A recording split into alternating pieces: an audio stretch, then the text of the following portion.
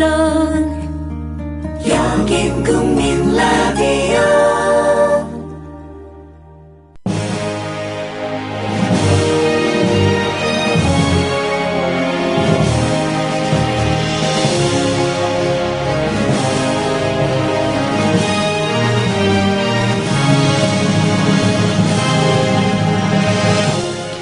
박한영의 라디오 100년 전쟁.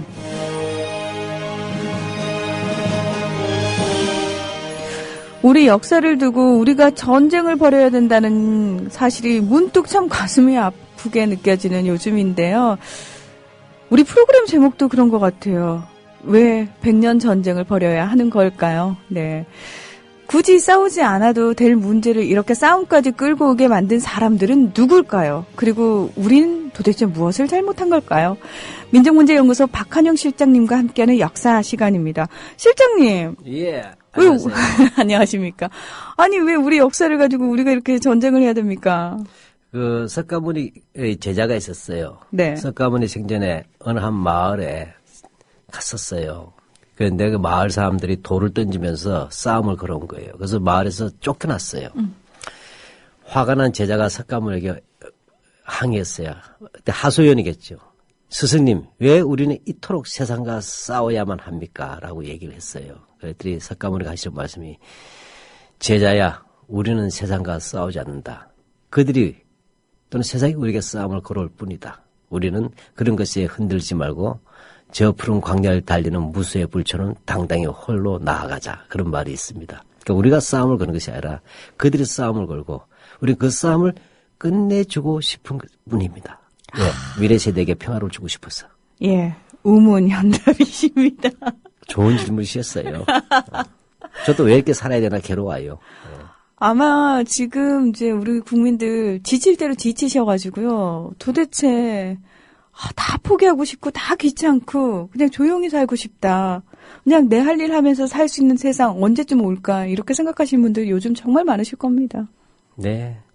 그래도 뭐 옛날에 YS가 했던 유명한 말이 있죠. 닭의 모가지를 비틀어도 새벽은 온다고. 예. 예.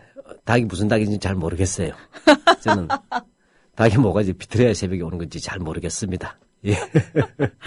네, 그렇습니다. 기대하십시오. 됩니다. 예. 예. 그런 세상을 사실은요, 오기만은 우리가 가만히 앉아서 기다리면 절대 그런 세상은 오지 않습니다. 예. 저희가 만들어가야 되는 거잖아요. 예. 태양이 아침에 저절로 뜨지 않습니다. 지구가 부지런히 달려서 뜨는 겁니다. 그렇습니다. 예. 저희가 이 시간을 통해서 쭉 살펴봤던 그 역사적 사실들, 사실은 그거에 의해서 지금처럼 우리가 조금이나마 자유를 획득할 수 있고 조금이나마 민주화된 세상에 살고 있는 거죠. 하지만 여기서 멈출 수 없기 때문에 이 시간이 그만큼 더 소중한 거겠죠. 자, 오늘도 여러분이 반드시 알아야 되는 역사 이야기가 기다리고 있습니다. 함께 해주세요. 국민 라디오 지지하는 4가지 방법 아시나요? 다운로드하기, 별점 주기, 댓글 달기, 구독하기. 국민 라디오를 보다 많은 이들에게 전할 수 있는 가장 손쉬운 방법. 다운로드하기, 별점 주기, 댓글 달기, 구독하기. 잊지 마세요. 다운로드하기, 별점 주기, 댓글 달기, 구독하기. 네, 여러분께서는 진짜 언론 국민 라디오 박한영의 라디오 100년 전쟁과 함께하고 계십니다. 저희가 오늘 해볼 이야기는 어떤 얘기인가요? 네. 이제 드디어 4.19가 끝났고, 예. 박정희 5.16 쿠데타에 대해서 얘기합니다. 예. 근데 우리가 지난번에 좀 길게 잘 정리를 해 보십시오. 키워드만 이제 들으시면 이제 이해가 되실 거예요. 우리는 이 방송이긴 하지만 대학원까지는 아니더라도 전공학과 수준에 지금 이야기를 합니다. 상당히 자세하게 살펴봤어요. 예, 그 정도 하지 않으면 이 수구들의 꼼수를 이길 수가 없어요. 그래서 우리가 지난번에 4.19 어거에서 그 4월 19일 당일이죠. 4.19 이후에 4.19, 즉 어거가 혁명으로 발전한 과정을 길게 살펴보았죠. 네. 예. 이 과정에서 뭐냐면 이게 4.19, 4월 항쟁, 4월 혁명이라는 말이 어떤 맥락에서 사용되었는가를 우리가 또 이야기를 했습니다. 그리고 이러한 과제들이 5.16 쿠데타에 의해 좌절됨으로써 지금까지도 그 과제들이 현재도 이어져 오고 있다. 그런 점에서 뭐냐면 이게 외환의 혁명 또는 민중을 대리한 미완의 혁명이라는 용어도 제기되면서 오늘날 사회구를 다시 한번 개성 발전시켜야 한다는 얘기까지 했었죠. 그렇습니다. 이 4월 혁명을 미완으로 만든 게 바로 5.16 쿠데타. 따라서 5.16 쿠데타는 역사의 반동이다. 이런 얘기도 했었고요. 예, 5.16 주동했던 그 세력들은 자신들의 쿠데타를 혁명이라고 불렀죠. 그리고 4.19를 억울하고 깎아버렸죠. 네. 4.19 혁명을. 그러나 사실 이들이 역사의 반동이었던 점을 이번에 명확히 정리하기 위해서 앞에 4.19 위에 4.19 많이 다뤄본 것입니다. 네. 근데 저희가요, 이 참 역사가 끝나지 않은 역사라고 우리가 흔히 얘기를 하는데, 왜냐하면 현재와 연결되는 부분들이 굉장히 많잖아요. 그 중에 하나가 지금 5.16 이 관련해서 박원순 서울시장이 박정희 기념관 땅을 기념관 운영기관에 넘기겠다는 말이 있던데, 이게 정확하게 어떻게 된 거죠? 예, 그것 때문에 또 연구소가 좀 애매하면서도 힘든 싸움을 하게 되었어요. 예, 바로 이 민족문제연구소와 역사적인 실천연대가 7월 1일, 어제죠. 예, 서울시장 침식장까지 가서 긴급 기자회견을 할 수밖에 없었어요. 네. 자, 좀 자세한 사항을 저희가 알아볼 필요가 있을 것 같아서요. 민족문제연구소 방학진 사무국장을 연결해서 이 얘기 들어보겠습니다. 네, 안녕하십니까? 예, 안녕하세요. 네. 처음으로 이 박한용의 라디오 100년 전쟁을 통해서 저희 청취자분들과 만나시잖아요. 네, 영광입니다. 평소에 저희 프로그램 좀 들으셨나요? 예, 잘 듣고 있습니다. 아, 네. 혹시 그 박한용 실장님한테 살짝 그 조언을 좀 해주신다면요? 말씀이 좀 빠르시기 때문에 네. 조금 속도를 좀 늦게 해주시고 특유의 그 사투리를 조금은 줄이시면 좋을 것 같습니다. 굉장히 정확하고 가슴 아픈 지적 감사합니다. 예, 예. 잘 고쳐질 것 같지는 않습니다. 예, 뭐 저희도 기대하진 않습니다. 예. 사실은 좋은 얘기를 해야 되는데 이 시간에 좋은 얘기를 잘 못하게 되는 게 현실입니다. 게다가 네네. 오늘 또 사무국장님과 나눠야 되는 얘기가 이게 조금 뜬금없는 얘기기도 하고요. 네, 그렇죠. 예, 어떤 사안인지 좀 자세히 말씀 부탁드립니다. 네, 이야기는 1999년으로 돌아가는 이야기인데요. 그 당시에 이제 김대중 대통령이 최초로 이제 평화적 정권 개최를 해서 상당히 역사적인 이정표를 남기셨는데 네.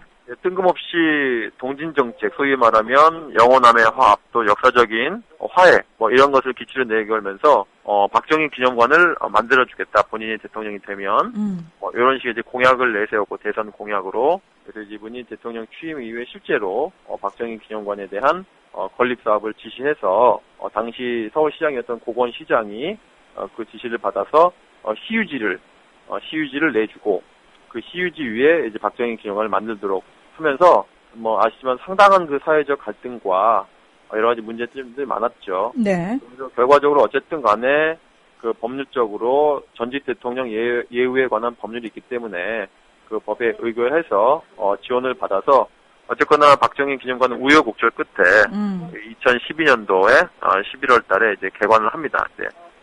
그래서 그 개관하는 과정 속에서 상당히 많은 사회적 갈등이 있었지만은 어쨌거나 그 개관하면서 몇 가지 독재자의 기념관, 친일파의 기념관이 되지 않도록 최소한의 안전장치를 몇 개 만들어 놓은 것이거든요. 네네. 그것은 뭐냐면은 그 기념관 안에 이제 공공도서관을 만든다. 그래서 일방적으로 이제 기념 사업을 하지 못하도록 네. 일방적으로 찬양 미화를 하지 못하도록 도서관을 기능을 집어넣는다. 또 하나는 시유지 위에 있기 때문에 시민들의 혈세로 얻어진 시유지 위에 만들어진 건물이기 때문에 그 서울시의 관리 감독을 받게 되어 있거든요. 그 다음에 이제 어느 정도 운영한 다음에 그 서울시에 기부 체납하게 되어 있다. 이렇게 되어 있는 건데요. 이런 절차대로 그냥 진행을 되면 좋은 것인데 네. 갑자기 박원순 그 시장님께서 올 2월부터 서울시가 당연히 이루어져야 될 관리 감독이라든지 이런 기능들을 하지 않겠다라고 하는 그 어떤 상징적인 조치로서 땅을 파겠다 그냥 박정희 기념재단에 시유지 땅을 파겠다 이런 방침을 세우셨어요. 2월 달에. 네네. 근데 이제 그런 방침이 세워진 걸 저희가 기사를 통해서 몇 번 봤고 했지만은 그래도 6월 지방선거가 있기 때문에 지방선거 결과에 따라서 본인이 당선될 수도 있으시고 또 낙선할 수도 있으시기 때문에 그것은 그 방침이 실제로 집행될지 안 될지는 알 수 없는 거 아니겠습니까? 그렇죠. 근데 이제 이분이 6사 지방선거에 재선을 하시고 난 다음에 그 방침을 고수하면서 이 시유지를 박정희 기념재단 측에 매각을 하는 진행을 지금 하고 있습니다. 네. 이러면서 이제 최소한의 박정희 기념관에 대한 국민적 우려가 많이 있고 그 기념관에 대한 최소한의 브레이크라고 할까요? 네네. 브레이크를 제거한 거죠. 그래서 저희들이 또 상당한 고심 끝에 이런 역사적으로 잘못된 판단을 하시면 안 된다라고 해서 저희가 반대 기자회견을 했고 기자회견에 앞서서 서울 서부지방법원에다가는 매각을 하지 못하도록 하는 매각 절차 중지 가처분 신청도 저희가 동시에 제출했습니다. 아예 민간에게 넘기는 거라고 저희가 볼 수 있는 거겠죠. 시유지를 넘기는 거니까, 그렇죠? 네. 네네. 보통 시유지를 민간에 넘기는 경우는 극히 드물거든요. 그런 사례가 거의 없기도 하거니와 네. 아직 그 사례가 드물고 그래서 일종의 특혜가 이루어진 것이 아니냐라고 하는 비난을 받기 충분하고 또 그렇게 기부천압해서 관리감독하는 진행 과정이 갑자기 매각으로 방침이 바뀐 데 있어서 아무런 사전 설명이라든지 시의회에 대해서 설명한다든지 시민들에게 설명한 적이 한 번도 없습니다. 그래서 왜 이게 상황이 이렇게 바뀐 건지 저희들은 알기 좀 어렵고 그래서 이것들을 우리들이 기자회견을 하긴 했지만은 일단은 매각 절차를 중지하시고 한번 우리들과 허심탄회하게 공개 토론을 합시다라고 이제 제안해놓은 상태거든요. 시장님의 정치 철학 자체가 소통 강조하시기 때문에 네. 이 저희들의 공개 토론 제안을 받아들이실 걸로 그렇게 믿고 있습니다. 네. 어떤 설명도 없었다라고 말씀을 하셨습니다만, 그래도 왜 시장 측에서 내세우는 어떤 근거라든지 이유는 있을 것 같거든요? 근데 납득할 만한 이유는 공개적으로 대변인 시위라든지 시청 홈페이지를 통해서 납득할 만한 이유가 나온 적은 한 번도 없고요. 네네. 다만 저희들이 추측을 하기에 몇 가지 지점이 있을 수 있는데 이것은 어떤 행정적인 어떤 판단이라기보다 시장님의 어떤 정치적인 판단, 정무적인 판단이 많이 작용한 것이 아니냐라고 저희가 추측을 해볼 뿐입니다. 예. 정무적 판단이라고 하면 구체적으로 어떤 걸 들 수 있을까요? 최근에 이제 박 시장님께서 이제 당선되신 이후에 모 신문과 이제 인터뷰를 하신 내용을 보니까 이제 이념의 시대는 지나갔다. 이제 생활 정치의 시대, 민생을 중요시하는 정치의 시대가 왔다라고 이제 말씀하신 걸 제가 봤거든요. 네네. 물론 이제 정치가 민생과 생활을 안정시키는 것이 가장 중요한 목표이지만 그 이념이라고 하는 시대가 지나갔다고 하는 것, 저희도 당연히 이념의 시대가 지나가길 바라지만 그 이념이라고 하는 것 바로 이 박정희를 추종하고 독재와 친일을 미화하고 하는 그런 식의 이념을 계속 추구하는 세력이 분명히 존재하지 않습니까? 네네. 그런 잘못된 이념, 소위 말해서 요즘엔 뉴라이트라고도 대표될 수 있는데 그런 잘못된 이념을 계속 양산해내는 세력과는 명백하게 정면 승부를 해야 된다. 우리가 이념의 시대가 끝났다 해가지고 그것이 그분들이 생각을 바꾸어서 그런 잘못된 생각들을 더 이상 발설하지 않겠다 이런 건 아니지 않습니까? 그러면 너무 자의적인 판단이신 것 같습니다. 제가 볼 때는 판단이. 그래서 어쨌거나 시대가 좀 많이 발전하고 했을지언정 어쨌거나 잘못된 부분, 첫 단추가 깨어진 우리나라의 역사에 대해서는 명확히 시장님이 행정가 이전에 또 정치인이고 또 정치인 이전에 사회운동을 했던 분이기 때문에 이 부분의 문제에 대해서 특히 역사적 문제에 대해서는 본인이 우회로가 없다 정도로 가셔야 된다 이렇게 봅니다. 네. 사실 민족문제연구소에서는 박정희 기념관 건립 추진 때부터 반대를 하셨죠? 네, 그렇습니다. 어찌 보면은 친일파를 기념하는 기념관, 그다음에 독재자를 기념하는 기념관 자체가 대한민국 헌법 정신 위반입니다. 대한민국은 헌법 전문에 1919년 3.1운동으로 건립된 대한민국 임시정부와 불의한건 4.19 민주 이념, 즉 독립정신과 민주정신을 대한민국의 정통으로 규정하고 있거든요. 네네. 즉 독립운동과 민주주의를 부정하는 것 자체는 헌법 위반입니다. 이게 반헌법적인 것이죠. 그렇기 때문에 친일 독재자의 그 자가 조국 근대화 새마을운동 경제발전에 어떤 공로가 있건 없건 떠나가지고 분명한 친일 독재자에 대해서 기념관을 세운다는 것은 헌법정신 위배다. 대한민국 정통성을 심각하게 훼손하는 것이다. 라고 하는 측면에서 저희들은 계속 처음부터 반대했던 것입니다. 네. 그리고 이제 개관을 했을 당시에도 개관하기 전까지 저희가 상당히 가장 많이 반대했고 최전선에서 수구세력들의 어떤 그런 것들, 그다음에 정치적인 야합, 여야의 야합, 그다음에 뜻 있는 정치인들의 무관심, 이런 것들을 저희들이 어떻게 보면 현실로 받아들일 수밖에 없는 상황이었죠. 예. 그렇지만은 그것이 일방적인 독재자 찬양 기념관이 되지 않도록 그 건물의 일부를 그 지역의 어린이들이 활용할 수 있도록 공공도서관으로 만들어내는 데까지 저희가 최소한의 견제장치는 만들어냈는데 네. 여전히 건물은 완공됐으나 그 공공도서관은 여전히 문을 열지 않고 있고요. 예, 그래서 오히려 이제 시가 이 땅을 박정희 기념재단회가 팔므로써 이 그 공공도서관을 열 필요가 없게 되는 것이고 그 공공도서관은 또 다른 목적으로 제2의 기념관으로 또 활용될 수가 있다, 악용될 수 있겠다 이렇게 보는 거죠 저희들은. 네. 자 그렇다면요 이 민족문제연구소에서 요구하는 사안들이 있을 거 아닙니까? 네. 네네. 어떤 요구 사항들을 내거셨는지요? 일단은 뭐 7월 말에 진행하겠다고 하는 매각 절차, 말하자면 땅을 팔겠다고 하는 것에 도장을 찍으면 이미 끝나버리는 거거든요. 그리고 이제 이것을 견제할 수 있는 시의회는 7월 14일 날 개원을 합니다. 이 새로 당선된 시의원들이 견제할 수 있는 최소한의 기간, 7월 14일 이후에 개원하기 때문에 그 전까지 저희가 좀 버텨야 될 것 같고요. 네. 그래서 이제 제가 매각을 중지하는 가처분 신청을 냈고, 이런 물론 시의회에 나가서 이제 시장님이 또 설명하셔도 좋겠지만은 그 개원하기 전에 우리 시민단체들과 시민들과 훨씬 편하게 공개적으로 토론 한번 하자. 그래서 거기서 납득이 된다고 하면 저희들은 저희 입장을 처리할 사항도 있습니다. 네.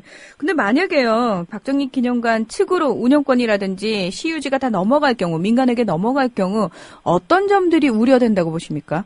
일단은 지금 현재도 박정희 기념관은 가보신 분들은 알지만 박정희 찬양 1세기거든요. 박정희 찬양 1세기라고 하는 건 곧 역사 왜곡이라고 하는 측면인데요. 그래서 그런 것들이 더 강화될 수 있겠다. 그 마포구 상암동이 지금 대단히 이제 서울의 중심적인 그 도시로 지금 발전하고 있는 곳이고. 그렇죠. 랜드마크, 그 바로 앞에는 오세훈 시장 시절에 랜드마크를 짓겠다. 말하자면은 63 빌딩보다 더 높은 100층이 넘어가는 빌딩을 짓겠다고 하는 그런 곳이거든요. 그런 공간에다가 상징적으로 박정희 기념관, 말하자면 친일과 독재자의 기념관이 있다고 하는 것은 일단은 대단히 그 역사적으로 부끄러운 거죠. 부끄러운 상황이기 때문에 그런 것들을 시장님께서 굳이 유진 세력들의 아지트가 될 것이 분명한 이 박정희 기념관에 특혜를 왜 주시냐, 이거에 대해서 저희는 대단히 의아합니다. 네. 근래 들어서요, 전국 곳곳에 기념관이라든지 동상이 세워지고 있는 상황 아닙니까? 이런 부분도 굉장히 우려스럽게 바라보실 것 같아요. 아시지만 MB 정권 이후에 과거 청산 운동이 또는 과거 청산에 대한 많은 노력들이 다 수포로 돌아가고 있는 상황이고, 그 과거 청산은 수포로 돌아가는 것에 넘어서 이제는 그 작년에 교학사, 한국사 교과서에서 보듯이 우리 거꾸로 왜곡된 역사가 진실인 양 호도하는 움직임들이 지금 상당하지 않습니까? 네네. 그런 와중에 서울시마저 이래서는 안 된다. 라고 하는 생각이 들기 때문에 한 번 이렇게 만들어 놓으면 되돌리기가 쉽지 않거든요. 그래서 이제, 좀 판단을 좀 정치적인 판단이라든지 정무적인 판단이 있으시겠지만 그래도 역사에 기억에 남을 때 오점이 되는 그런 행동들은 안 하시는 게 좋겠다. 이런 것이 저희들의 충심입니다. 네. 사실 이런 일이 있을 때마다요, 민족문제연구소가 나서서 이제 해줘서 저희들 입장에서는 참 감사한데요. 시민들이 조금 해줬으면 하는 일들이 있잖아요. 이것은 어찌 보면은 박원순 시장님 지지했던 지지자분들이 관심을 가져줘야 될 것 같습니다. 지금 시가 땅을 팔겠다고 하는 것에 대해서는 박정희 추종자들이나 수구 세력들은 좀 환영을 할 것이고요. 네. 근데 거꾸로 박원순 시장님을 지지했던 분들은 지금 이게 뭔가 어떻게 보면 좀 당황스러운 상황이실 것 같아요. 지지자들이 정말 후회하지 않도록 그 판단을 시장님께서 해주시면 좋겠고, 결국은 박원순 시장님을 지지했던 분들이 여론을 만들어 주셔서 시장님께 재고를 요청하는 그런 많은 좀 여론들을 만들어 주셨으면 좋겠습니다. 네. 이 문제가 또 잘 해결될 수 있도록 끝까지 포기하지 마시고요. 저희가 힘을 보태겠습니다. 사무국장님 끝까지 파이팅 해주십시오. 네, 고맙습니다. 네, 오늘 고맙습니다. 네. 방학진 사무국장과 얘기를 나누면서 참 들었던 생각이 자꾸 그 과거 청산이라고 얘기를 참 우리가 많이 하고 있는데 예. 저는 그 과거 청산이란 말이 참 마음에 안 드는 게요. 과거는 청산되지 않습니다. 그러니까요. 예, 그 과거의 잘못된 역사를 극복해내서 반복되지 않도록 하자는 데 의미가 있지 않습니까? 그렇죠. 저는 이런 생각이 들어요. 역사에 대한 사적 소유하는 문제가 참 많다, 정치인들은. 과거에 김대중 대통령께서도 자기가 박정희 대통령을 용서한다. 그다음에 박정희 기념관을 만들어주겠다고 한 거예요. 저도 아주 강력한 글을 썼었어요. 네. 김대중 대통령 자신이 개인적으로 박정희를 용서하는 것은 아름다울 수 있다. 본인이 가장 박해받았으니까 난 그것은 동의할 수 있다. 당사자 문제인데. 그러나 역사 인물로서의 박정희를 당신이 무슨 자격을 용서할 자격을 가지고 있는가? 당신이 대한민국 역사 전체가 아니지 않느냐? 김대중은 착각하고 있는 거예요. 자기가 대한민국 역사 전체로 착각하는 겁니다. 그러니까 본인이 이야기한 거죠. 박정희를 자기가 용서하면 다 용서해줘야 됩니까? 결국 그렇게 해서 박정희 기념관 만든 게 화근 덩어리가 됐지 않습니까? 지금 역사 왜곡의 총본선 아닙니까? 박정희 기념관이. 제가 5번이 안내해봤어요. 지금 박원순 시장님도 마찬가지예요. 박정희 시대 끝나고 그 담론을 가지 말자. 안 가겠다는 거예요. 생활정치 하겠다고. 물론 말 맞습니다. 그러면 이렇게 해보죠. 우리 위안부 문제 대상 이야기하고 우리 위안부 시대 끝났다고 참 선언해보죠. 지금 문제는 그러고 싶어도 못하는 이유가 있지 않습니까? 동일한 논법인데 왜 이게 가능하냔 말이죠. 네. 예, 저는 이런 데서 뭐냐면 이것은 역사 현안입니다. 과거가 현안화되어 있는 문제가 더 위기이고 이것은 뭐냐면 말하지 않고 넘어가겠다고 해서 그것이 되는 게 아니라 그것이 지금 교과서로까지 지금 박정희 찬양하는 게 교과서 나오는 시대에 박정희라는 것이 과거니까 이제 털고 가자고 털고 가는 게 아니고 눈 감고 가자는 거 아니겠어요? 저 이런 것들이 저는 항상 보면 실망스러워요. 네. 그 사실 박원순 시장님 하면은 민족문제연구소하고도 연관이 있으시잖아요. 없어요. 없으십니까? 네. 아. 자꾸 수구들이 그렇게 얘기하는 거예요. 생명들이. 예. 생명들이 하는 얘기예요. 네. 연관이 있으셨으면 차라리. 물론 이제 예. 우리 현 소장님께서 과거에 박원순 시장님 역사문제연구소에 같이 활동하셨지 민족문제연구소에는 단 한 번도 같이 활동하신 적이 없습니다. 그러니까 그 부분에 대해서 많이 착각을 일으키시는 것 같아요. 네. 예. 근데요, 그 역사문제연구소와 관련해서 박원순 시장님이 관여를 하셨다면요. 예. 이런 부분에 있어서 사실 굉장히 단호하셔야 되는 게 맞는 거 아닙니까? 예, 그러니까 이분이 제가 볼 때는 그런 생각도 가질 수는 있어요. 이 서울시가 어쨌든 간에 서울시유지에다가 박정희 기념관을 두고서 서울시가 관련이 맺어진다는 이 사실 자체가 부담스러울 수는 있습니다. 그래서 매각을 통해서 뭐냐면 아예 서울시하고 관계를 끊어버리는 것도 있지만 문제는 관계를 끊어서 책임이 면해지는 것이 아니라 그것이 오히려 더 시민들의 땅들을 그들이 활동하기 좋게 만들어주는 방식이 된다는 거죠. 이 문제가 더 큰 문제란 것이죠. 예, 그래서 이 부분은 시장님 잘 판단하셔야 될 것 같고, 네. 시민의 정치, 소통의 정치를 말씀하셨으니까 이 부분 제대로 하고 좀 얘기했으면 좋겠어요. 예. 박정희 기념관이 만들어지고 또 그것이 신화와 우상의 거점이 되고 그 후광으로 유신의 딸이 대통령으로 뽑히는 현실. 정말 이 박정희란 인물이 어떤 인물인지 저희가 제대로 알아야 되는 한 이유이기도 합니다. 죽어서도 움직이죠, 수구들을. 그러네요. 이승만하고 같이. 투톱 시스템이가 투톱 시스템, 축구에서. 예, 참, 우프다라고 얘기를 하는데요. 웃고 있지만 슬픈 얘기인데요. 자, 박정희를 정확히 알게 되면은 지금 저희가 이렇게 조금 흥분해서 이야기하는 박정희 기념관 문제도 정확히 보이겠네요. 네, 그렇죠. 그래서 이번에는 박정희와 5.16 쿠데타까지 다룰 건데, 박정희 전체를 다루려면 1년이에요. 네. 이승만보다 더 길잖아요. 집권기가. 네. 그래서 그렇습니다. 이번에 우리 국민 라디오, 여기서는 일제 강점기의 박정희 때부터 5.16 쿠데타와 군정 시기의 박정희까지만 어떤 일차적으로 한번 다뤄보려고 그래요. 예, 그래서 뭐냐면, 근데 더 중요한 것은 그래서 한 2차례 정도는 일제 강점기를 먼저 다루려고 해요. 그 이유는 뭐냐면, 제가 한 번쯤 이야기는 했을 거예요. 5.16 쿠데타의 동기 또는 이른바 5.16 이후의 군사 정권 시기, 군정기라 그러죠. 또 정책, 또 유신 독재, 그 중간에 있었던 국민교육 헌장 같은 수많은 것들이 바로 일제 강점기 박정희가 체득한 것들이 실현된 것이다. 저는 이렇게 보는 겁니다. 즉 박정희의 사고와 통치 방식에는 그가 일제 강점기 학생이라든지 교사라든지 또는 제국 군인으로서 체득한 일본 군국주의의 파시즘의 논리와 행동 법칙이 모범답안처럼 작동되고 있습니다. 쉽게 말하면 CPU가 바로 일본 제국주의 잔재란 거죠. 박정희. 즉 박정희의 CPU는 일제 잔재다 또는 일본 파시즘이다 이렇게 보시면 되겠어요. 예, 그 CPU 이름은 뭐죠? 마이크로소프트가 아니라 일본 제국주의다. 이해가시겠습니까? 네. 예, 그래서 박정희와 그의 통치는 한마디로 뭐냐? 일제 잔재의 분단 버전 또는 일제 파시즘의 분단 버전이다. 이렇게 해서 이 시 먼저 다루면서 아마 쿠데타 얘기로 갈 것입니다. 네. 사실은 박정희의 CPU만 일본 제국주의다라고 말을 할 수가 없는데요. 메이드인 일본 재팬인데. 예. 왜냐하면 그가 통치했던 시간이 18년이라는 기간이 있잖아요. 그 기간 동안 우리 국민도 그렇게 만들어놨다는 거죠. 이 사회의 시스템을 많이 그렇게 만들어놨기 때문에 사실은 저희 안에도 그런 영향을 굉장히 많이 받은 부분들이 있습니다. 그렇죠. 그래서 우리 속에 파시즘이라는 어떤 그런 책도 나왔습니다. 네. 한편은 우리 스스로도 우리 내부에서 일제 잔재를 털지 못했고 민주국가가 되면서 틀어져 나가야 되는데 못했고 또 하나는 그렇게 털지 못할 때는 뭐냐면 정통성 있는 정부가 나서서 정책적으로 그것을 털어내줘야 되지 않습니까? 그렇죠. 그런데 박지가 반동적 정권이 등장해가지고 오히려 국가적 차원에서 일제 잔재를 유신체제하는 행태로 재구성하면서 국민들을 재교육시켜버려서 아직도 똘들이 넘쳐나는 나라가 됐어요. 그러니까 아직도 일상의 파시즘이 넘쳐나는 이상한 나라가 돼버린 겁니다. 네. 그래서 저는요, 우리 일상생활 속에서 어떤 부분들이 잔재로 남아있는지를 또 점검하는 시간도 될 것 같다라는 생각이 들거든요. 네. 아마 5.16때를 다루면 본격적으로 나올 거예요. 네. 군정계의 정책을 보자면, 예. 먼저 일제강점기 박정희에 대해서 심층 분석해 보겠습니다. 한간에 정말 황당한 주장들도 많은데요. 정확한 사실들이 뭔지부터 좀 짚어봐야 될 것 같습니다. 네, 그렇죠. 박정희는 무게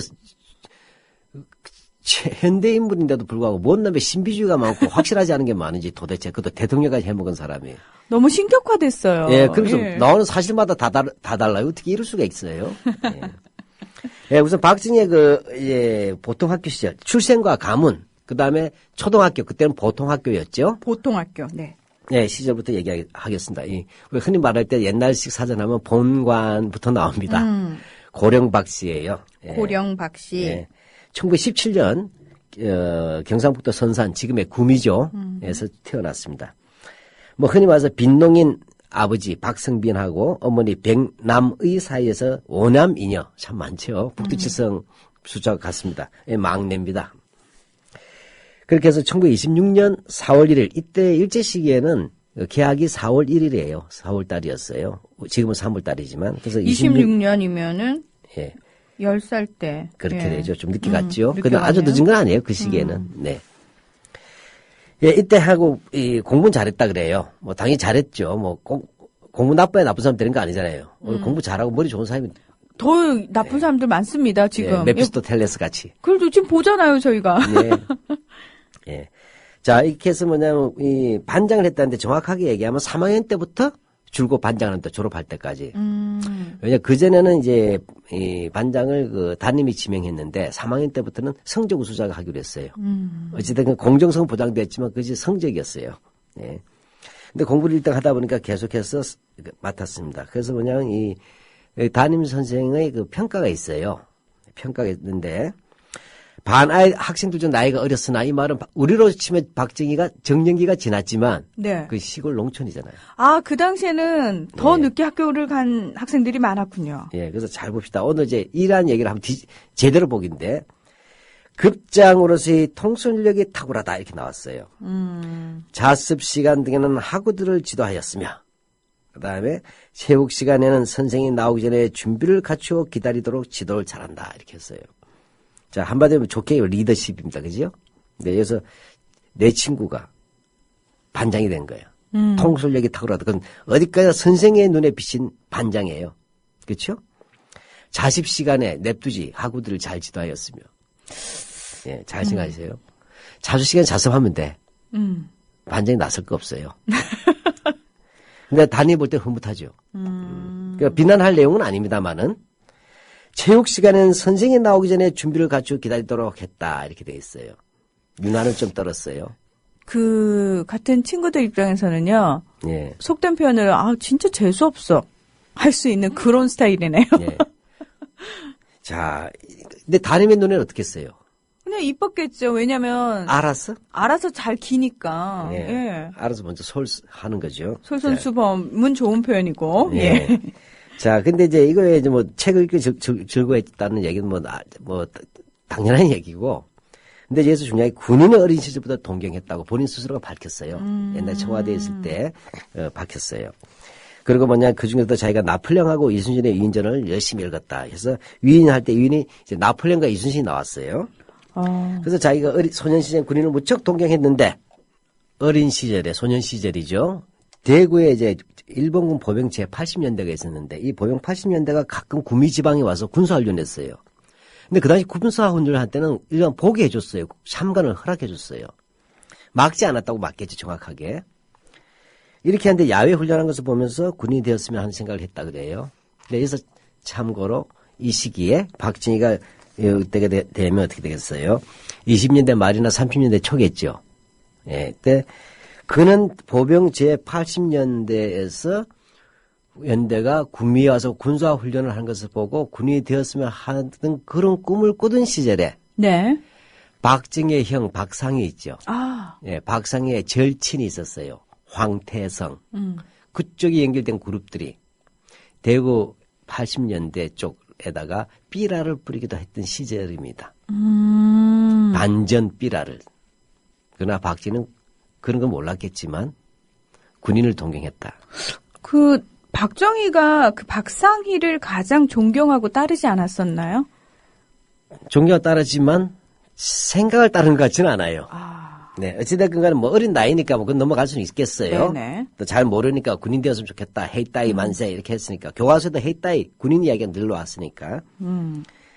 예, 그러고 나서 보통학교 시절에는 일본인 교과서니까, 예, 조선 총독부 교과서를 보니까 뭐냐, 일본 역사에 나오는 인들을 좋아했다 그래요. 일본 역사에 나오는 인들 하면 알겠죠, 대체요. 근데 왕연 때 와서 이광수가 쓴 이순신을 읽고 이순신 장군을 존경하게 되었고, 그 다음에 6학년 때 와서 업그레이드 됐어요. 유럽으로 와서 나폴레옹 전기를 읽고 나폴레옹을 숭배하게 되었다고 얘기하고 있습니다. 자, 이것들이 박정희의 이른바 초등학교 시절의 체험이에요. 그러면 일단 이 해고들을 대체로 보게 되자면 박정희가 군인이 되는 동기들 어느 정도 나오고 있어요. 그렇죠. 예, 나오고 있는데 그 앞부분은 군인이 가기 위해서 자꾸 배치가 된 것 같아요, 느낌에. 자, 그 집안 형편을 살펴보면 그 아버지가 박성빈이라고 해서 박성빈. 네. 조선 말에 효력 부위라고 하는 걸 지냈다는데 그건 별로 의미가 없고, 예, 그 왜냐하면 전부 다 그 산직이에요. 그냥 실제 배설을 하는 게 아닙니다. 하는 게 아니고, 그 다음에 동학과 연결돼가지고 뭐냐면 이렇게 도망을 왔다 얘기를 해요. 예, 그 다음에 그렇기 때문에 뭐냐 제대로 이렇게 경제 생활을 잘 꾸리지 못하고 술을 좋아하고 덩치가 컸다 그럽니다. 쉽게 말하면 무인 기질이 있었다 얘기예요. 또 그래서 군인이 되는 것들이 아버지의 혈통을 기질을 이어받았다 이렇게 되겠죠. 근데 이제 맏형이 박동이고 둘째 형이 박무이고 셋째 형이 박상희예요. 네, 이렇게 되는데 이 사람들이 이제 나이 차이가 박진은 워낙 나이 차가 많았죠. 박동희만 하더라도 실제적으로 아버지 나이에 가까웠으니까 박상희도 13살인가 위고 이렇게 해서 이 사람들이 군에 나왔는데 뭐라 이제 보면 뭐 일설에 따르자면 그 장승원 아시죠? 네. 옛날에 그 대한광복단 박상진 의사에 의해서 뭐냐면 그 뭐라고 했대 독립군자가 만들어놔서 총살 당했던 이제 담강 오리자 친일파예요. 장승원. 예. 이 집을 찾아가서 이 집에서 뭐냐면 소장로로 생계를 유지했다는 얘기가 있어요. 그래서 이렇게 해서 훗날 장택상이 해방 이후에 박정희의 야당이 됐을 때 장택상이 박정희를 이걸 가지고서 은근히 뭐냐면 공격했다 그러고 박정희가 그때마다 아주 그냥 불쾌해했다는 얘기를 해요. 그러니까 장택상이 그 장승원의 아들인 거죠. 그렇죠. 둘째 아들이죠. 네. 예. 근데 문제는 장직상이 이제 있었고 그다음 장택상이죠. 야, 하여튼 간에 뭐 이렇게 해서 뭐냐 대충 가난했다 이렇게 얘기되죠. 자, 그러면 이 세 가지 좀 합쳐보면 이렇게 됩니다. 이 일반적으로 얘기할 때 박정희는 가난한 농민의 아들들이다. 이렇게 되죠. 이것이 훗날 뭐죠? 어떻게 되냐면 훗날 그가 대통령이 되어서도 뭐냐 막걸리를 농민들과 함께 마시는 소탈한 서민 대통령이었다. 이런 데서는 국부 왕족이었던 이승만과는 태조적이었다라는 얘기가 나오게 되는 그런 모티브가 형성이 됩니다. 조금 더 친근한 이미지. 예. 아. 자, 그러나 우리는 잘 알죠. 막걸리 먹었지만 죽었을 때는 시벌스 리갈이다. 양주였다. 이건 본질입니다. 네. 예. 그 다음에 두 번째로 반장으로서의 리더십을 강조합니다. 곧잘 박정희 지지자들은. 그러니까 어릴 때부터 굉장히 좀 리더십이 뛰어나고 큰 인물이 될 만한 떡잎이었다. 이렇게 예. 표현을 하겠죠. 그러니까 날 때부터 지도자 기질이 있어요. 근데 제가 보면 알겠지만 좀 반장으로서 유난 떠는 거죠. 네. 예, 보면 알아서 하는 건데 좋게 말하면 리더십이란 것이 뭐냐 밑에 있는 사람들은 참 피곤했겠구나 친구들이. 야 자습 시간에 똑바로 공부 안 해 이거 아니에요. 굉장히 권위주의적인 거죠. 어떤 네. 의미에서는. 네, 잘 보셨어요. 그렇죠. 권력에 복종하는 거에 굉장히 익숙해져 있고 그걸 당연시 여기는 거잖아요. 예. 근데 또 이제 마지막으로 이 가난한 농민의 아들로서는 미래의 꿈을 잃지 아니하고 그다음에 반장으로서의 지도 자력을 갖추고 군인을 동경했는데 이순신과 나폴레옹에 감명받았어. 교사직도 내던지고 군인이 되었다. 이렇게 되면 합치면 뭐죠? 가난한 집에서 태어났지만 어떻게 되죠? 성취욕이 강하고 리더십이 뛰어났으며 어린 환경에 굴하지 않고 군인이 되고 싶은 꿈을 이뤄낸 기특한 소년상이 나오겠지요. 네. 실제로 뭐냐 박정희 기념관 가봤더니 그 인간 박정희와 유경수라는 동영상을 틀어줘요. 나갈 때 그 나레이션 일부러 한번 제가 좀 들어봤는데 제가 녹취를 해봤어요. 문 아나운서께서 좀 그 일부러 한번 읽어봐 주시죠. 예. 인간 박정희와 유경수. 소년에겐 한 가지 꿈이 있었습니다. 나폴레옹처럼 되는 것이었습니다. 자신처럼 키가 작고 자신처럼 식민지에서 태어났지만 나의 사전엔 불가능이란 없다며 큰 꿈을 펼친 바로 그 나폴레옹처럼 말입니다. 그래서 가난했지만 주눅들지 않았습니다. 외롭고 힘들어도 견뎌냈습니다. 캔디예요, 캔디지, 그죠? 그가 바로 소년 박정희였습니다. 네, 캔디인지 박정희인지 헷갈리는데. 정말 입지전적인 인물이네요. 대단히 훌륭한 분입니다. 예, 예. 여기 바로 박정희, 인간 박정희와 유경수 앞부분에 나오는 나레이션이에요. 자, 그런데 결국은 제가 이걸 왜 이렇게 들려드리냐. 앞에 제가 박정희의 어린 시절 이야기를 중요한 거 몇 가지 뽑았지 않습니까? 네. 여기서 이런 식으로 끌고 가는 방식으로 지금 구성되어 있잖아요. 제가 오늘 다 그 뒤집어 버려야 되는데. 근데 또 인터넷에 어떤 글을 제가 찾아가 봤어요. 봤더니 뭐냐면 박정희를 공정하게 평가한다라면서 어떤 사람이 올렸어요. 네. 글표는 아주 뭐냐면 점잖습니다만은 하면 그 사람도 꽤 길어요. 네, 근데 이 사람이 바로 어린 시절 박정희가 군인이 되는 과정에 대해서 쓴 거 한번 읽어보시죠. 다카키 마사오, 박정희의 일본 이름이다. 그는 성취 욕구와 야망이 대단한 사람이다. 교사를 그만두고 만주 군관학교에 입교한 것도 그런 그의 성향 탓일 게다. 어릴 때 존경하는 인물이 나폴레옹과 이순신이었다는 걸 보면 그 중에서도 군인에 대한 동경이 유독 심했던 것으로 보인다. 이것은 나중에 그의 업적을 평가할 때 그의 발목을 잡는 중요한 흠이 되고 만다. 물론 그가 세상에 태어났을 때는 이미 일제치하였다. 그의 출생부터 성장까지 온 세상이 일제치하였던 상황. 그러니까 잘못이 없다는 게 아니라 그냥 일신영대를 위해 나라를 팔아넘긴 것과는 구별이 되어야 한다는 뜻이다. 현재 활동 중인 유명 정치인의 부친이나 조부 중에 일제시대 공무원이나 심지어 경찰이었던 분들도 여럿 있는 것을 잘 알고 있다. 그 중에 어떤 분은 가족과 개인의 성취를 위한다는 생각만으로 국가에 대한 의무를 챙기지 못한 우를 범하였을 것이다. 예. 표현은 아주 완곡하지만 이것이야말로 가장 사악한 친일파 옹호론들이고 오늘날 한국의 수구의 이야기들이에요. 자, 이런 얘기입니다. 박정희가 일본군 제국 장교가 된 것을 성취 욕구와 야망이었을 뿐이라는 거예요. 이게 바로 뭐죠? 뉴라이트 좋아하는 개인적 삶을 이루겠다는데 뭐가 죄냐 하는 거죠. 나라 팔아넘긴 것은 죄지만 식민지 아래서는 그냥 출세하면 된다는 얘기예요. 오늘날 그런 놈들 아니에요. 술구들 이번에 장관 임명할 때 보셨죠. 그렇죠. 예, 저는 이게 무섭다는 거예요. 이들은 뭐냐면 그럴 때 사람은 태어났으니까 어차피 자기가 양 나라가 일제 식민지된 것은 내 책임 아니지 않느냐. 그러면 이제 내가 이 식민지에서 출세하기 위해서 한 게 뭐가 잘못이냐. 이런 식으로 해서 특히 박정희는 이들 뭘 보니까 역사의식 아직 다 빼버렸죠. 일제 식민지 제국주의 다 빼버리고 개인의 성취 욕구와 야망에 의한 출세라고 하는 점이 최고의 가치란 거예요. 이게 무서운 거예요. 그렇죠? 그렇게 따지면요.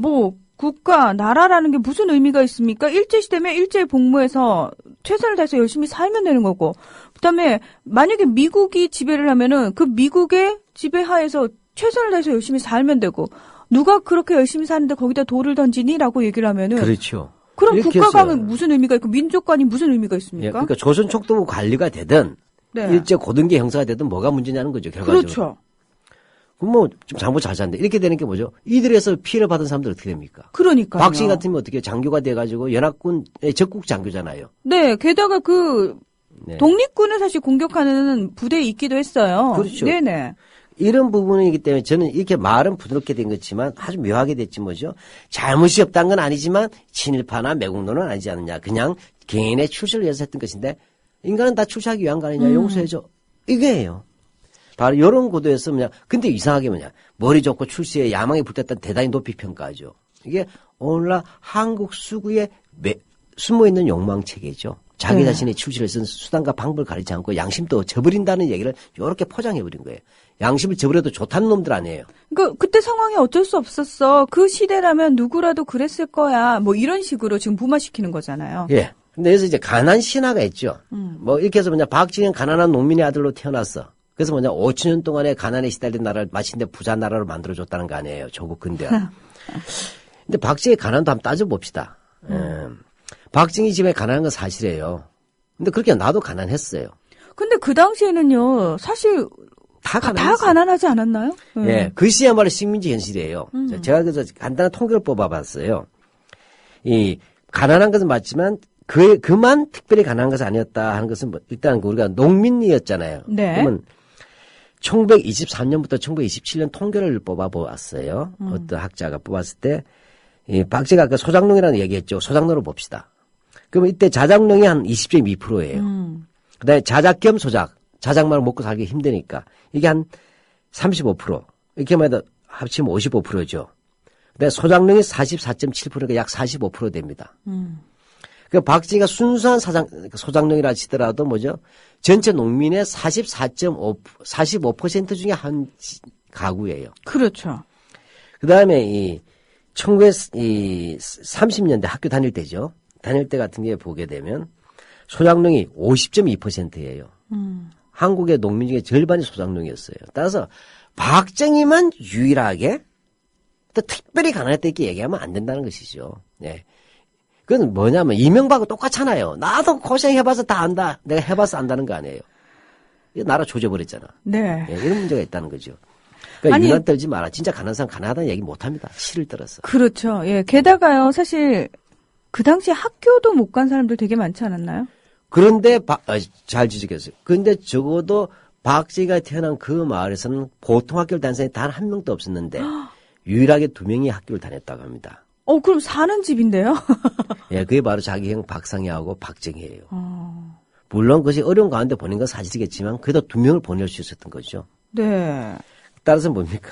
어떻게 정리해야 돼요? 가난하다고 하지만. 그의 집이 가난했다고는 하지만 정말 특별히 가난한 건 아니다. 그리고 학생을 그래도 둘을 보낼 수 있었다. 예, 이렇게 하는 게 정확한 거네요. 박정희 집은 아주 가난했어요. 그래서 2명만 학교를 보냈어요. 이렇게 되는 겁니다. 그러나 옆집은 아무도 못 보냈어요. 이것이 예. 정답이에요. 그렇습니다. 그런데 인간 박정희와 유경수 이 나레이션 내용을 보면요. 박정희는 어릴 때 몸집이 비록 작았지만 야무진 데가 있어 대추방망이라는 별명을 가지고 있었어요. 체구에 비해 담력이 세고 머리가 비상하여 암기력이 뛰어났지요. 이런 내용이 나오거든요. 근데 정말 리더십이 뛰어난 건 사실이었나 봐요. 자, 근데 아까 우리 얘기했잖아요. 리더십인데 체육 시간에 미리 애들한테 야, 옷 갈아입고 있어! 우리들의 일그러진 영혼 아시죠? 네. 예, 리더십이라 하더라도 어떤 리더십이 중요해요. 민주적 리더십이냐 파쇼적 리더십이냐 하는 문제입니다. 근데 그 당시에 민주적 리더십을 가진 사람이 있었을까도 사실 의구심이거든요. 일제 파시즘 아래서 네. 학교 자체가 병력화되어 있는 속에서 완장입니다. 완장. 완장이요. 예, 예. 완장이에요. 그래서 뭐냐면 실제로 박정희의 그부 가운데서 박정희한테 맞아보지 않은 사람이 없대요. 이건 같은 반 동기생이었던 박순영이라는 사람이 해고했어요. 한마디로 뭐죠? 박정희는 결코 민주적 리더십이 아니라 폭력과 권위에 오전했죠. 이것이야말로 제국 일본 군대의 모습, 본질과 딱 맞아떨어지죠? 지금도 사실 어린 학생들 사이에서 폭력 굉장히 심각한 문제로 다루지 않습니까? 네. 네, 이 당시에 아니 반장이면 사람 때려도 됩니까? 그러니까 제가 직접 보진 않았지만 이 동기생들 회고에 그렇게 나오는 걸 봐서는 뭐죠? 아까 말하면 뭐죠? 담임을 대신해서 대행 담임한 거예요. 교사, 담임 대행 같은 존재였어요. 그러니까 친구로서가 아니라 군림하는 권력이죠. 앞잡이. 대리 권력. 네. 예. 근데 또 이런 부분이 있었어요. 나폴레옹과 이순신을 존경한다라는 부분이 있었잖아요. 네. 그 왜 박정희 시대 때 이순신 장군이 많이 이제 성역화되고 그랬는데, 성웅이라고 불렀죠. 네, 성웅이라고 부를 정도로 그랬는데, 성웅이라는 말은 없어요. 우리가 만든 거예요, 유일하게. 이 정도 되면요. 그래도, 민족의식은 좀 있지 않았을까라는 생각을 하게 되거든요. 또 이것도 김밥 옆구리 터지는 소리죠. 예? 죄송합니다. 김밥 옆구리 터지는 게 아니라 김밥이 웃겠습니다. 예. 네. 김밥이 웃다가 옆구리 터진다는 얘기예요. 실제로 그렇지 않다는 거예요. 정말 박정희가 이광수의 이순신 읽었을 때 그가 열광했다면 일본과 싸운 것을 가지고 열광해야 되지 않습니까? 그렇죠. 임진왜란 때 왜군을 맞서서 싸운 분이 이순신 장군입니다. 예, 그러면 우리가 광복군 아리랑에 보면 나 없거든 광복군 갔다고 말해주라는 노래가 있어요. 근데 이 친구 뭐죠? 나폴레옹 다시 가자. 이순신은 나폴레옹을 갔잖아요. 네. 이것은 뭐냐면 이순신이 가던 애국 애족 정신이 아니라 박정희가 흔히 말하는 애국 애족이 아니라 그냥 영웅적 군인상인 거예요. 따라서 일본 역사에 있어서의 훌륭한 군인들이나 이순신이나 병렬적이지 대립적인 게 아니었다. 박정희에게는. 그러니까 위대한 훌륭한 군인들로서만 병렬되어 있었던 것이죠. 나는 이순신 장군처럼 멋지게 우리 민족을 지키고 나라를 지키는 장군이 돼야지, 군인이 돼야지가 아니라. 우리나라에도 이런 거예요. 박정희가 쭉 교과서를 배웠을 거 아니에요. 네. 저도 그 조선총독부 교과서를 쭉 봤단 말이에요. 보면 알겠지만, 이른바 명치 유신 전환 시기를 많이 다루고, 청일전쟁, 러일전쟁, 특히 러일전쟁 많이 다뤘어요. 그래서 교과서 예의 없이 계속 나오는 게 뭐냐면, 러일전쟁 당시 여순 전투를 승리로 이끌었다는 노기 마레스키라고 있어요. 또는 러일전쟁 당시에 일본 해전, 스시마 해전이라고도 하죠. 그래서 러시아 발틱 함대를 이른바 격파했다는 도고 헤야줄 이런 얘기 쭉 나온단 말이죠. 이런 장군들이 있었다면 이런 것들에 열광했던 사람이에요, 박정희는. 이 열광했는데, 우리 조선 사람도 있었네? 이런 거지요. 특별히. 나도 그런 영웅이 될 수 있겠네, 이런 정도지. 근데 여기에 박정희는 6학년이 되면서 나폴레옹으로 귀착되었던 것입니다. 근데 그 나폴레옹은요, 저희 어린 시절에도 그랬지만 왜 나의 사전엔 불가능이란 없다 이러면서 굉장히 그 영웅시 했잖아요. 예, 우리 옛날에 완전 정복이라는 참고서가 있었죠. 네. 거기 나폴레옹이 알프스산 걸으면서 말 타고, 예, 쫙 손가락질하면서 나의 사전엔 불가능이란 없다. 네. 합격 이런 거 아니겠어요? 그런 분위기 있었어요. 근데 문제는 뭐냐? 여기서는 나폴레옹을 아까 박정희 경에서 이야기한 것은 이거예요. 프랑스의 식민지 코르시카에서 나폴레옹이 태어났잖아요. 박정희도 식민지에 태어났다. 네. 그 다음에 나폴레옹이 근데도 뭐죠?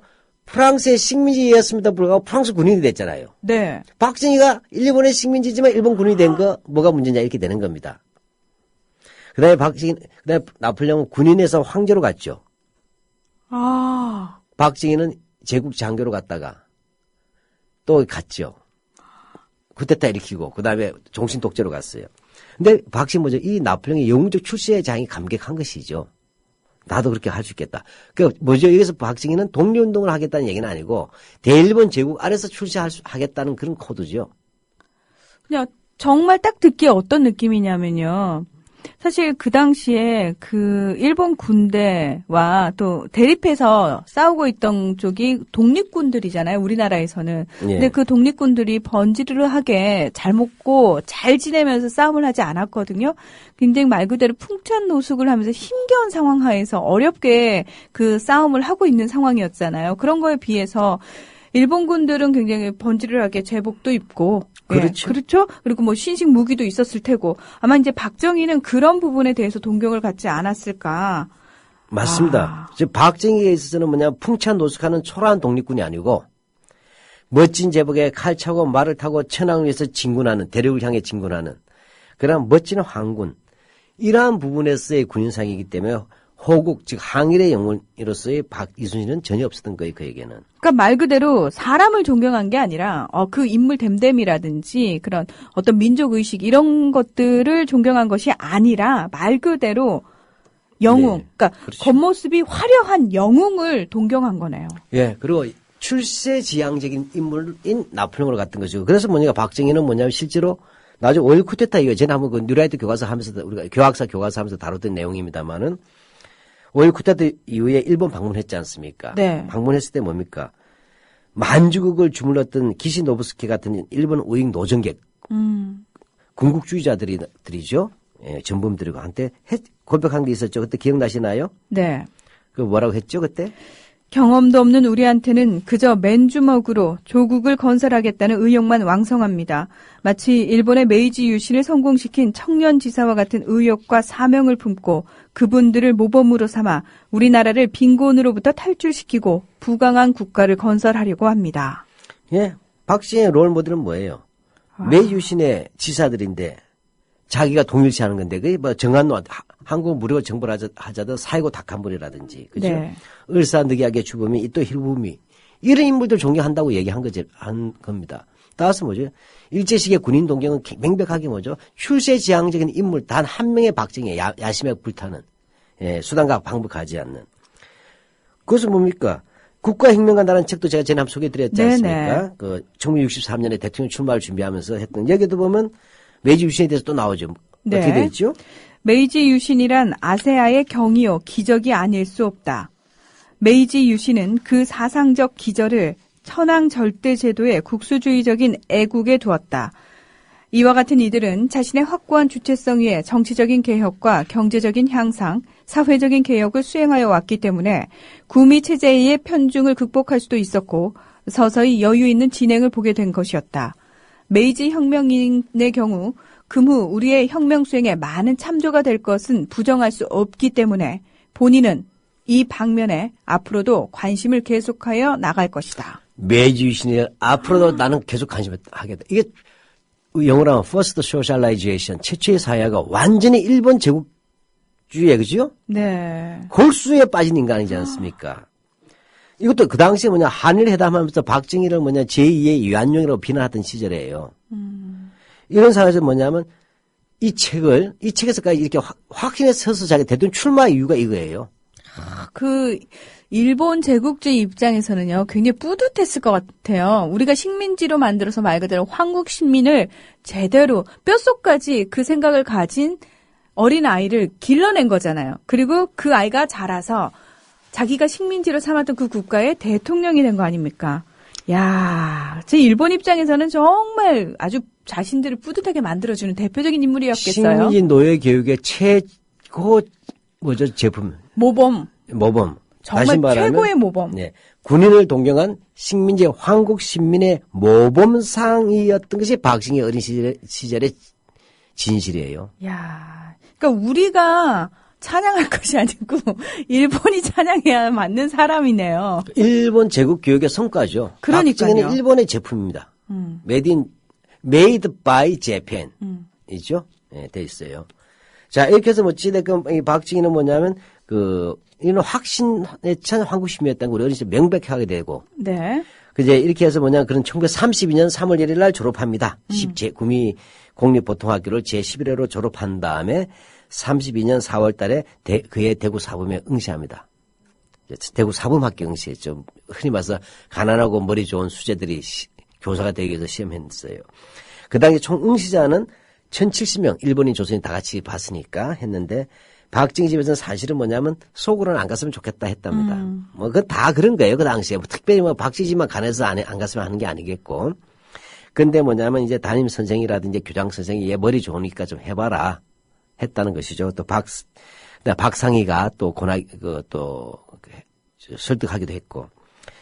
이렇게 해서 뭐냐면 시험을 봤는데 이때 뭐 기록에 보면 또 참 또 박재희라고 누나 있죠. 네. 박지의 증언에 따르자면 그의 어머니가 박정희가 시험에 떨어지기를 빌었다고 하는데 뭐 이런 얘기도 있어요. 왜냐하면 그때는 합격하고 진학을 못하면 돈이 없어서 하면 한이 될까 봐 이런 얘기예요. 아. 뭐 이렇게 하면 우리 아버지도 같아요. 우리 아버님도 사실은 일제시대 때 중학교 시험 붙었어요. 붙었는데 뭐 골고루 자녀 교육시켜야 된다고 우리 할머니께서 안 보내셨대요.